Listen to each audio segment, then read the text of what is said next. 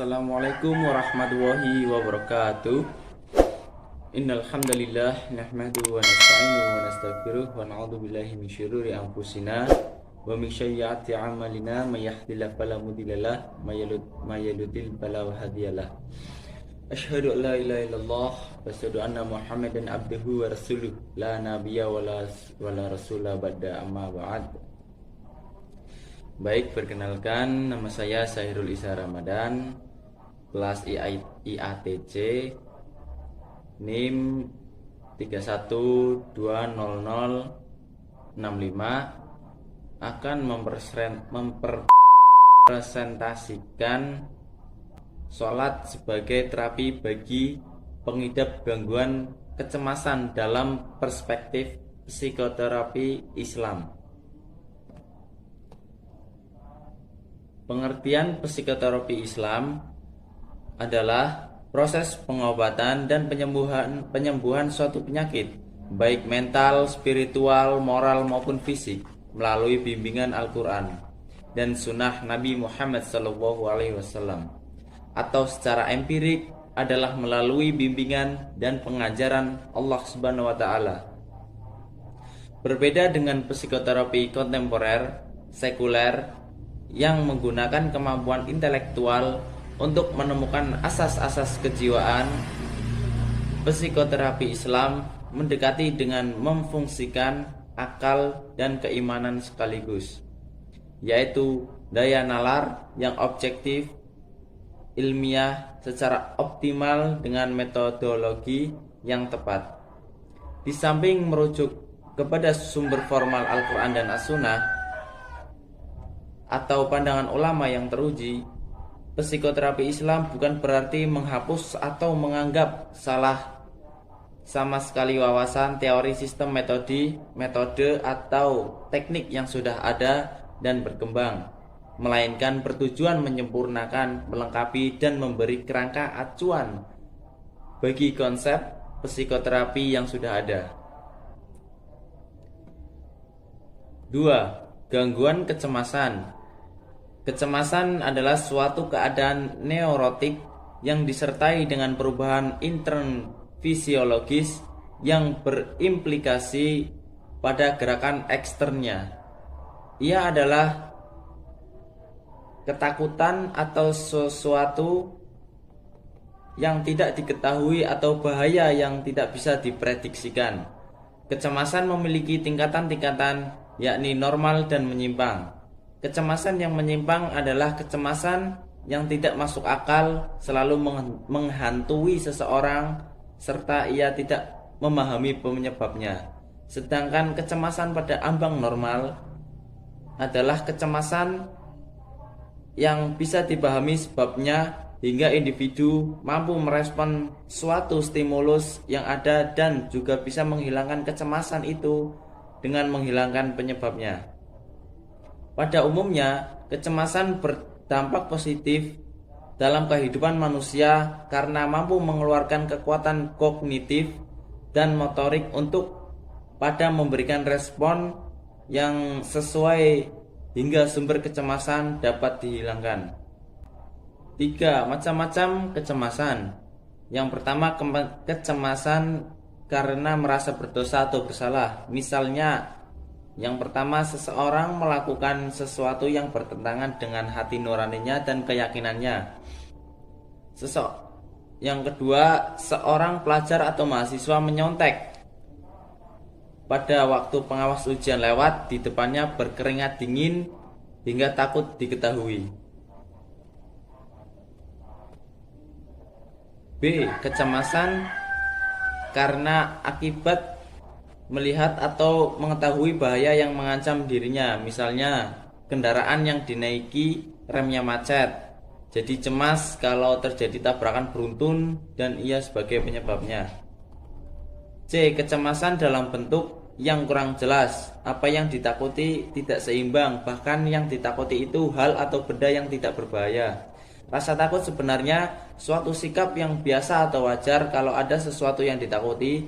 Bila takut yang sangat luar biasa dan tidak sesuai terhadap objek yang ditakuti sebenarnya patologis, disebut sebagai fobia Fobia adalah rasa takut yang sangat atau berlebih terhadap suatu yang tidak diketahui lagi penyebabnya. 4. Faktor-faktor yang menimbulkan kecemasan. Pertama, hereditas atau bawaan. Untuk hipotesis awal, penyebab munculnya kecemasan karena faktor hereditas dapat diterima. Tidak dapat dipungkiri bahwa faktor ini memberikan kontribusi tertentu yang memicu timbulnya suatu kecemasan. Kecemasan adalah satu emosi yang tidak terlepas dari pengaruh lingkungan sekitar. Di saat stimulus kecemasan berjalan lambat, maka respon individu terhadapnya sangat cepat. Sebaliknya, di saat stimulus berjalan cepat, maka umumnya respon individu terhadapnya sangat lambat. Kedua, lingkungan.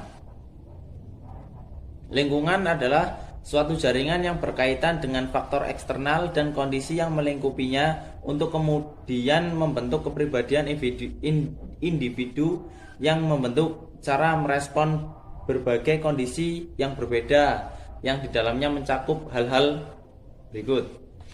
A. Kondisi pertumbuhan fisik dan pola pikir. B. Problematika keluarga dan sosial masyarakat seperti tersebarnya penyakit, kebodohan, dan juga kemiskinan. C. Problematika perkembangan, yakni peralihan dari satu masa ke masa lainnya seperti peralihan dari masa kanak-kanak menuju dewasa, remaja, peralihan masa dewasa ke masa tua. Dan D. Krisis traumatis dan benturan yang dihadapi oleh individu dalam kehidupannya yang mengancam ambisi dan menghalangi cita-citanya. E. Perasaan bersalah dan takut akan suatu hukuman yang merupakan hasil dari perilaku yang memang dalam teks agama maupun undang-undang pantas mendapat hukuman. F. Perasaan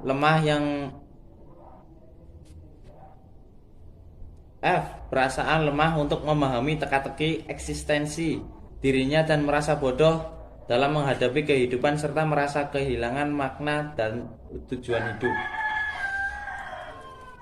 Ketiga, personal. Faktor ketiga ini hendaknya tidak diremehkan dalam kajian pembahasan tentang penyebab kecemasan. Problematika yang ada di dalam diri individu tidak bertanggung jawab atas responnya dirinya terhadap kecemasan. Pandangan dirinya atas problematika itu yang justru menjadi stimulus adanya kecemasan. Terkadang satu kondisi direspon dengan banyak hal oleh manusia. 5. Gejala-gejala kecemasan. Kecemasan memiliki gejala-gejala yang ditimbulkan karena berbagai hal. Pertama, kadang kecemasan merupakan satu gejala atas penyakit kejiwaan dan kadang pula penyakit fisik. Kadang kecemasan adalah satu penyakit tersendiri. Betapa banyak orang yang mengalami gangguan kejiwaan menyebutkan gejala-gejala yang langsung dirasakan dengan mengindahkan gejala lainnya yang bisa jadi itulah sebenarnya goncangan yang sebenarnya. Kadang kecemasan adalah gejala adanya putus asa ataupun rasa takut pada masa tua. Kadang kecemasan timbul dari penyakit fisik seperti keracunan makanan ataupun gagal ginjal.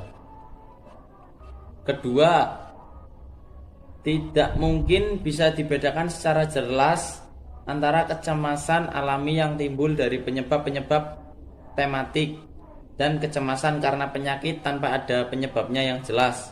Umumnya, kecemasan itu sendiri lebih besar dari penyebabnya yang menimbulkannya atau bahkan lebih lama rentang waktu dari stimulus yang diberikan. Kecemasan lalu berdampak negatif pada keselarasan sosial masyarakat dan keseimbangan kejiwaan yang akhirnya menimbul suatu penyakit.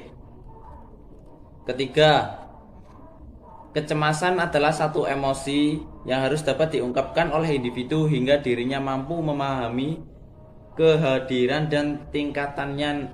Namun, ada gejala fisik dan juga psikis yang menyertai munculnya kecemasan. 6. Makna ibadah sholat dan aspek terapeutik ibadah sholat. Menunaikan ibadah yang dibebankan oleh Allah Subhanahu wa taala kepada kita, baik ibadah sholat, puasa, haji dan zakat, sebenarnya mampu membersihkan dan menjernihkan jiwa yang mengalami kecemasan. Semua rangkaian ibadah tersebut dapat membuat hati berkilau dan siap untuk menyerap cahaya hidayah dan hikmah yang berasal dari Allah Subhanahu wa taala. Allah Subhanahu wa taala berfirman yang artinya, maka apakah orang-orang yang dibukakan Allah hatinya untuk menerima agama Islam lalu ia mendapat cahaya dari Tuhannya sama dengan orang yang membantu hatinya, maka kecelakaan yang besarlah bagi mereka yang telah membatu hatinya untuk mengingat Allah. Mereka itu adalah kesesatan yang nyata. Quran Surat Az-Zumar ayat 22. Kesimpulannya, manusia merupakan salah satu makhluk Allah yang paling sempurna, baik dari segi jasmani, rohaninya. Karena kesempurnaannya itulah untuk dapat memahami, mengenal secara mendalam dan totalitas dibutuhkan keahlian yang spesifik. Dan hal itu diperoleh melalui petunjuk dari Al-Quran dan sunnah di bawah bimbingan Allah dan Rasulnya. Manusia pada hakikatnya terdiri dari dua substansi, yaitu fisik dan psikis. Substansi fisik adalah substansi material, tidak berdiri sendiri, berbentuk komposisi, tidak kekal dan berada dalam alam jasad. Sedangkan substansi psikis adalah substansi imaterial, berdiri sendiri, tidak berbentuk komposisi, mempunyai daya mengetahui dan menggerakkan, kekal dan berasal dari dunia metafisik. Manusia adalah makhluk yang mempunyai kesadaran. Ia sadar bahwa ia ada, bahkan ia sadar bahwa ia sadar. Kesadaran manusia berpusat pada psikis atau jiwa dan bersifat langsung. Yang sadar bukan fisik melainkan psikis atau jiwanya, esensi manusia. Mungkin itu saja yang bisa saya sampaikan. Kurang lebihnya mohon maaf. Syukron. Nun wal qalami wa ma yasturun. Fastabiqul khairat. Assalamualaikum warahmatullahi wabarakatuh. Bye bye.